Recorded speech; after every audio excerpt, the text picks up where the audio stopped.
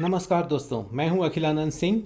UPSC anthropology series के दूसरे video characteristics of primates के पार्ट 2 में आपका स्वागत है। इस वीडियो में हम जिन 4 मुख्य बिंदुओं के विषय में जानेंगे वे हैं geological time scale, living primates, fossil primates और प्राइमेट्स टू ह्यूमन इवोल्यूशन। इस पार्ट 2 वीडियो में यूपीएससी एंथ्रोपोलॉजी ऑप्शनल सब्जेक्ट के पेपर 1 के चैप्टर 1.5 कैरेक्टरिस्टिक्स ऑफ प्राइमेट्स के बचे हुए सब टॉपिक्स लिविंग प्राइमेट्स और tertiary and quaternary fossil primates के बारे में चर्चा करेंगे। हमने पार्ट 1 वीडियो में देखा था कि प्राइमेट्स मैमेलियन क्लास के अंदर एक ऑर्डर है। इस ऑर्डर के अंतर्गत humans, chimpanzees, bonobos, gorillas, orangutans, gibbons, old world monkeys, new world monkeys, tarsiers, lemurs और लॉरिसेस आते हैं। ये सभी लिविंग प्राइमेट्स हैं। डीएनए सिमिलैरिटी के आधार पर चिंपांजीज हमारे करीबी के रिश्तेदार और लॉरिसेस हमारे सबसे दूर के रिश्तेदार साबित होते हैं प्राइमेट्स ऑर्डर के अंतर्गत। डीएनए सिमिलैरिटी के ही आधार पर सभी प्राइमेट्स, जिनमें आप और मैं भी शामिल हैं, अलग अलग taxonomic genus, tribes, subfamily, family, superfamily, parvorder, infraorder और सुपर ऑर्डर में आते हैं, जो सभी ऑर्डर प्राइमेट्स के फर्दर क्लासिफिकेशंस हैं। मनुष्य ऑर्डर प्राइमेट के सब ऑर्डर हैप्लोरिनी के, इंफ्रा ऑर्डर सीमीफॉर्म्स के, पाव ऑर्डर कैटरिनी की, सुपर फैमिली होमिनो आइडिया की, फैमिली होमिनोडाई की, सब फैमिली होमिनोनाई की, ट्राइब होमिनिनी के, जीनस होमो की, स्पीसीज होमोसेपियंस के सदस्य हैं। एंथ्रोपोलॉजी की किताबों में अक्सर आपको ये टैक्सोनॉमिक टर्म्स जैसे order, infra order, super family, family इत्यादि पढ़ने को मिलते हैं। इनके बारे में जानकर आप आसानी से किसी भी एनिमल के क्लासिफिकेशन को समझ सकते हैं। टैक्सोनॉमिक टर्म्स यूं ही रैंडमली नहीं दिए गए हैं। इस नॉमेनक्लेचर में एक पैटर्न होता है सफिक्सेस का। जो लोग इन सफिक्स पैटर्न्स को समझ जाते हैं उनके लिए एंथ्रोपोलॉजी की स्टडी आसान हो जाती है।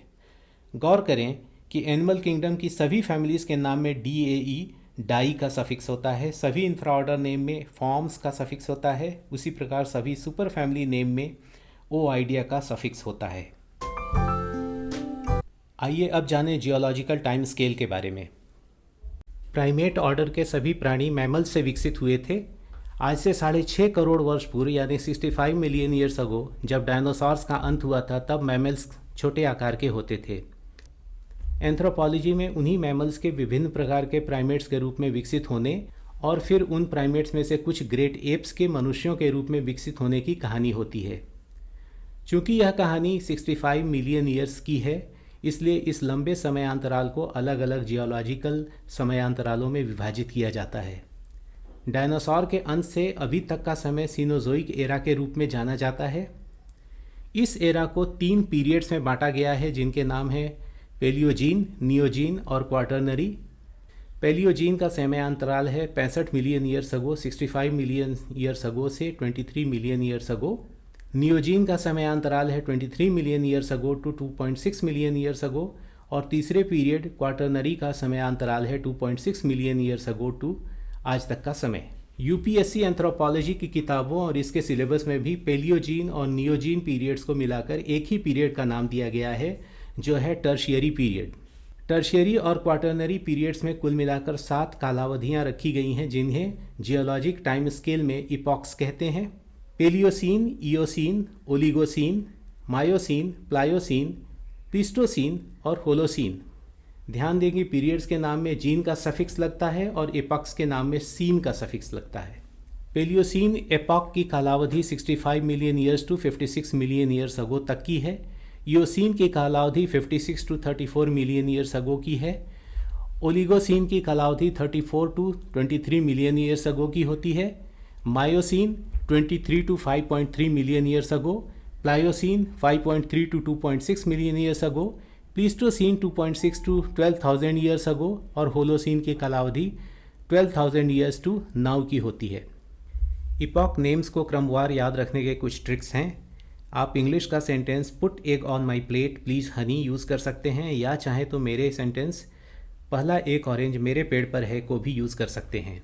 इन ट्रिक सेंटेंसेस के हर शब्द के पहले इंग्लिश लेटर से एक इपॉक का नाम शुरू होता है। आइए अब जानें फॉसिल प्राइमेट्स के बारे में। प्राइमेट्स मैमल्स से विकसित हुए हैं। प्राचीनतम प्राइमेट फॉसिल एक पेड़ पर रहने वाले कीटभक्षी मैमल का था जिसका नाम परगेटोरियस था। परगेटोरियस क्रेटेशियस पीरियड में विकसित हुआ था। क्रेटेशियस पेलियोजीन के पहले का पीरियड होता है। प्राचीनतम प्राइमेट्स में प्राइमेट कैरेक्टरिस्टिक्स यानी प्राइमेट गुणधर्म सीमित रूप में थे। जिन मैमल फैमिलीज के जीवाश्म प्राइमेट्स से मिलते जुलते गुणधर्म वाले पाए गए हैं वे हैं कार्पोलेस्टिडाई। इनके जीवाश्म नॉर्थ अमेरिका और एशियन में मिले थे। इनका आकार चूहों के समान था। फेनेकोलीमरिडाई, इनके जीवाश्म भी नॉर्थ अमेरिका में मिले थे। प्लेसीडेपिडाई, इनके जीवाश्म नॉर्थ अमेरिका, यूरोप, एशिया में बहुतायत से प्राप्त हुए थे। इनमें स्टीरियोस्कोपिक विज़न नहीं थी, यानी यह वस्तुओं में नज़दीकी और दूरी का अंतर नहीं समझ सकते थे। ये थे आर्काइक प्राइमेट्स पेलियोसीन एपॉक के अंदर। आइए देखें अब इयोसीन एपॉक में किस प्रकार के प्राइमेट्स मिलते हैं। इयोसीन एपॉक के प्राइमेट्स को यू प्राइमेट्स या ट्रू प्राइमेट्स कहा जाता है। इयोसीन जीवाश्मों से पता चलता है कि इस काल के प्राइमेट्स में बड़ा मस्तिष्क होता था, सामने की ओर अवस्थित आँखें होती थीं और डालियों को पकड़ने में सक्षम हाथ और पांव होते थे। इयोसीन एपॉक के जीवाश्म दो एक्सटिंक्ट प्राइमेट फैमिलीज से संबंधित हैं। एडेपिडाई, यह लीमर्स के पूर्वज प्राइमेट्स थे जो नॉर्थ अमेरिका, यूरोप और एशिया में पाए जाते थे। यह पेड़ों पर रहते थे और इनके इंसाइजर दांत छोटे और केनाइन दांत बड़े होते थे। दूसरी प्राइमेट फैमिली थी ओमोमाडाई की। यह टार्सियर्स के पूर्वज थे और यह भी पेड़ों पर रहते थे। इनके इंसीजर दांत बड़े और केनाइन दांत छोटे होते थे। आइए चलें अब ओलिगोसीन एपॉक में। ओलिगोसीन एपॉक में ज़्यादा प्राइमेट जीवाश्म नहीं मिले हैं। ओलिगो का अर्थ ही होता है थोड़ा। जलवायु परिवर्तन के कारण बहुसंख्यक मैमल्स इस एपॉक में विलुप्त हो गए थे, जिनमें शामिल थे इयोसीन एपॉक में विकसित हुए यू प्राइमेट्स भी। ओलिगोसीन एपॉक में न्यू वर्ल्ड मंकीज और ओल्ड वर्ल्ड मंकीज, एप्स और ह्यूमंस के पूर्वज जिन्हें एंथ्रोपॉइड्स कहा जाता है के जीवाश्म भी मिले हैं। इस इपॉक में 3 प्राइमेट फैमिलीज के जीवाश्म प्राप्त हुए हैं जो हैप्लोरिनी सबऑर्डर से आते हैं, जिनके नाम हैं पारापीथेसाइडेई फैमिली। छोटे आकार के प्राइमेट फॉसिल्स इजिप्ट में प्राप्त हुए हैं। यह आकृति में न्यू वर्ल्ड मंकीज के समान होते थे। जिस दूसरी प्राइमेट फैमिली के जीवाश्म पाए गए हैं उस फैमिली का नाम प्रोप्लायोपीथेसाइडेई था। यह प्राइमेट्स पारापीथेसाइडेई से थोड़े बड़े होते थे। यह गिबन्स से संबंधित माने जाते हैं। और तीसरी जिस फैमिली के जीवाश्म मिले हैं वो प्लेटारिनी पार्व ऑर्डर की फैमिलीज़ हैं और यह न्यू वर्ल्ड मंकीज़ के पूर्वज होते थे। आइए बात करें मायोसीन एपॉक की।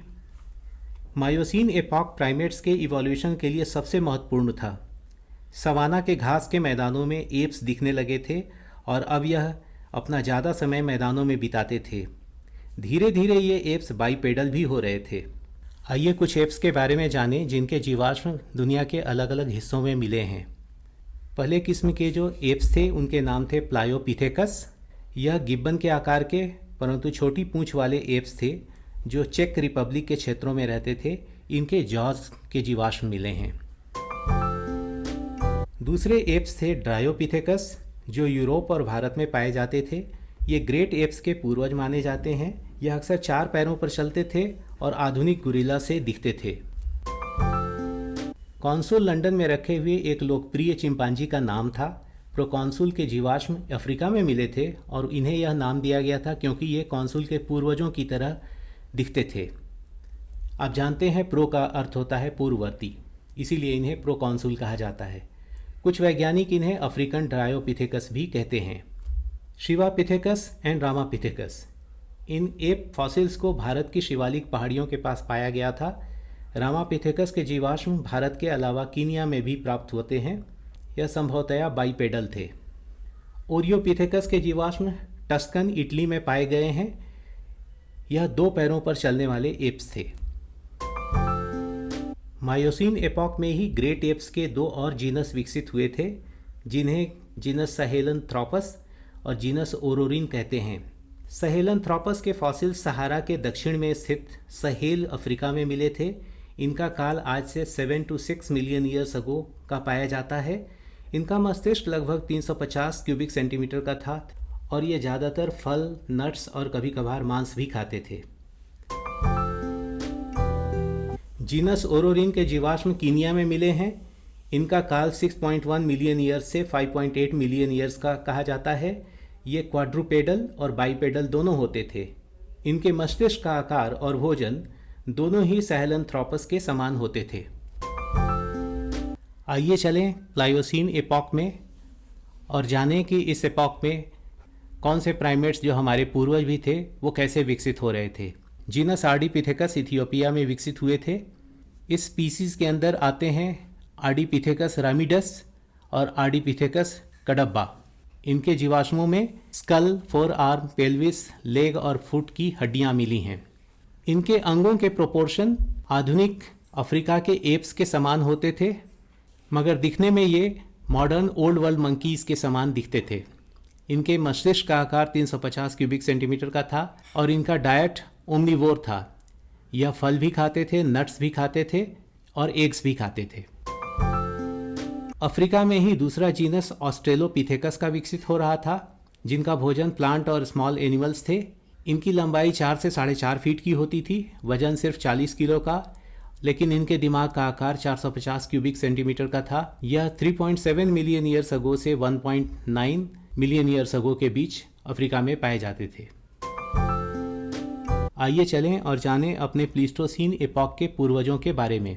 प्लीस्टोसीन वह एपॉक था जिसमें होमो का जीनस पहली बार अस्तित्व में आया था और इस होमो जीनस की पहली स्पीसी थी होमो हैबिलिस, जो अफ्रीका में विकसित हुआ था। इनका समय 2.5 मिलियन ईयर्स अगो से लेकर 0.2 मिलियन ईयर्स अगो तक का था और इनके मस्तिष्क का आकार 650 क्यूबिक सेंटीमीटर का था।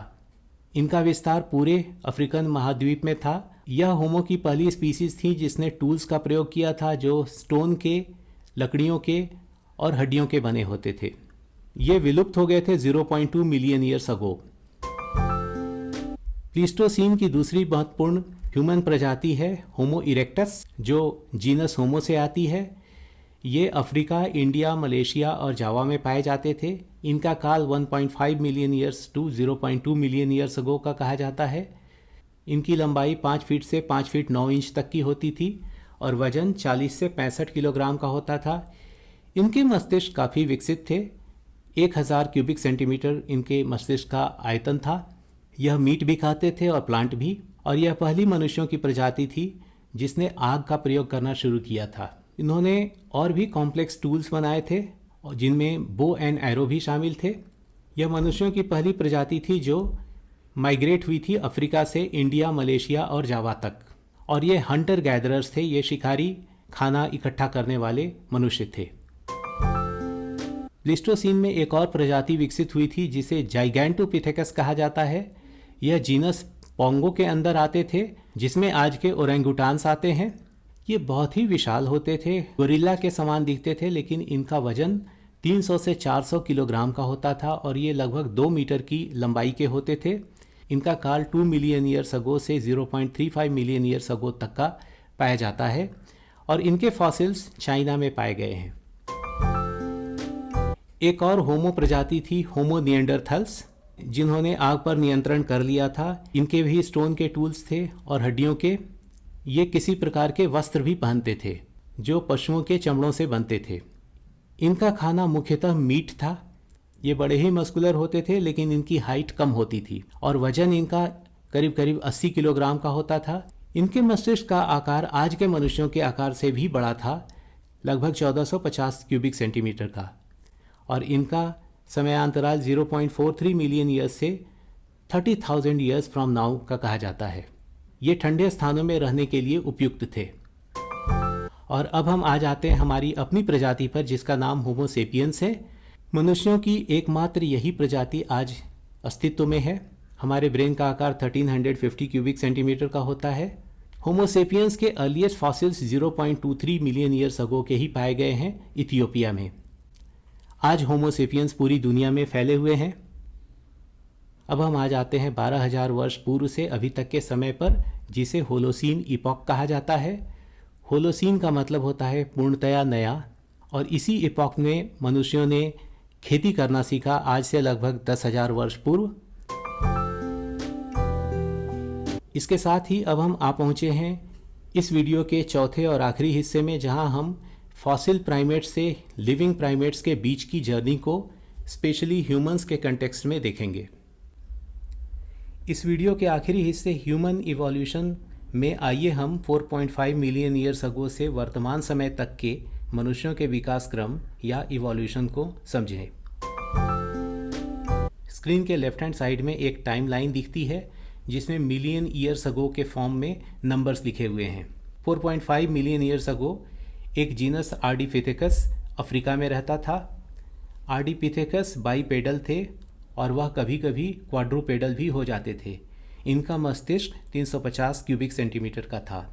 4 मिलियन ईयर्स अगो से 2.5 मिलियन ईयर्स अगो के बीच आर्डिपिथेकस से विकसित होकर ऑस्ट्रेलोपिथेकस का जीनस अस्तित्व में आया था। इनका मस्तिष्क थोड़ा और उन्नत था, 450 क्यूबिक सेंटीमीटर का था। यह ज़्यादातर बाइपेडल होते थे। 3 मिलियन ईयर्स अगो से 1 मिलियन ईयर्स अगो के बीच एक और जीनस विकसित हुआ था जिसका नाम पैरेंथ्रोपस था। वैज्ञानिक इन्हें होमोसेपियंस के पूर्वज नहीं मानते हैं। लगभग 2 मिलियन ईयर्स पूर्व हमारा अपना जीनस होमो विकसित होता है। यहाँ पर दो बातें गौर करने के लायक है। होमो जीनस की किसी भी स्पीसीज़ के नाम में पिथेकस नहीं होता है क्योंकि यह जीनस एप्स से अलग हो चुका था। ग्रीक लैंग्वेज में पिथेकस का अर्थ होता है एप्स। दूसरी महत्वपूर्ण बात है मस्तिष्क का आकार। होमो जीनस के सभी स्पीसीज़ के मस्तिष्क का आकार 600 या 650 क्यूबिक सेंटीमीटर से बड़ा होता है। होमो जीनस की शुरुआत होमो हैबिलिस से होती है जिनका ब्रेन 650 क्यूबिक सेंटीमीटर का था। इन्होंने कुछ टूल्स बनाए थे। होमो हैबिलिस से होमो इरेक्टस और होमो हाइडेलबर्गेंजिस विकसित हुए थे। होमो इरेक्टस का ब्रेन 1000 क्यूबिक सेंटीमीटर का था और होमो हाइडेलबर्गेंजिस का ब्रेन 1250 क्यूबिक सेंटीमीटर का था। इन दोनों स्पीसीज़ को औजारों के अलावा आग का प्रयोग और शुरुआती भाषा का प्रयोग आता था। हालांकि वैज्ञानिक आग के कंट्रोल का श्रेय होमो इरेक्टस को देते हैं। होमो हाइडेलबर्गेंजिस से 2 स्पीसीज़ विकसित हुई थीं, होमो निएंडरथल्स और होमोसेपियंस। होमो निएंडरथल्स का ब्रेन हमसे बड़ा था, 1400 क्यूबिक सेंटीमीटर का, लेकिन वह शायद सिर्फ मीट खाते थे और इस कारण से आज से 30,000 वर्ष पूर्व वह विलुप्त हो गए थे। जब यूरोप के जिन ठंडे स्थानों में वह रहते थे वहाँ मीट प्रचुरता से मिलने बंद हो गए थे। होमोसेपियंस आज पृथ्वी के हर हिस्से में पाए जाते हैं। आप स्क्रीन के राइट हैंड साइड में देख सकते हैं अलग अलग होमो स्पीसीज़ के नाम। होमो हैबिलिस, होमो रुडोल्फेंसिस, होमो एर्गेस्टर, होमो इरेक्टस, होमो हाइडेलबर्गेंजिस, होमो डेनिसोवन, होमो फ्लोरेसियंसिस, होमो निएंडरथल्स और होमो सेपियंस। इनमें होमो सेपियंस छोड़कर बाकी सभी प्रजातियां विलुप्त हो चुकी हैं। इसके साथ ही हम आ जाते हैं इस वीडियो के अंत पर। आशा है आपको यह वीडियो पसंद आया होगा। इसे आप अपने मित्रों से भी शेयर करें। धन्यवाद।